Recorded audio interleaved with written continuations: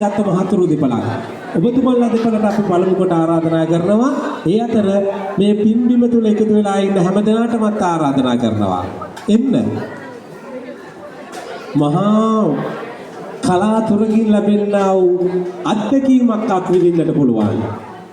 ගෞරවනීය ස්වාමීන් වහන්සේලා හරි ශ්‍රද්ධාවෙන් තමයි ඔබට මේ හැම දෙයක්ම පිළිගන්වන්නේ. බලන්නකො උන්වහන්සේලාගේ මූණේ තියෙන වූ ඉරියව් උන්වහන්සේලාගේ වාසනාවන්ත පින්බර සුරතින් ගමේ දායකයන්ටයි මේ ආහාරය භුක්ති විඳින්න අවස්ථාව උදා කරලා දෙන්නේ.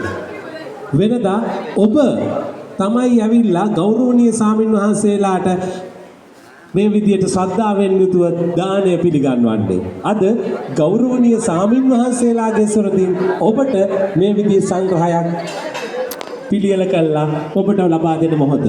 ඒ ඔබේ තියෙනා වූ මූණ හැත් සතුටත් ගෞරවනීය ස්වාමින් වහන්සේලාගේ හදේ තියෙනා වූ ශ්‍රද්ධාවත් එකතුණු තැන මේ මහා පින්කම හරි විචිත්‍රවත් වූ පින්කමක් බවට මේ මොහොතේ පත් වී තිබෙන්නේ.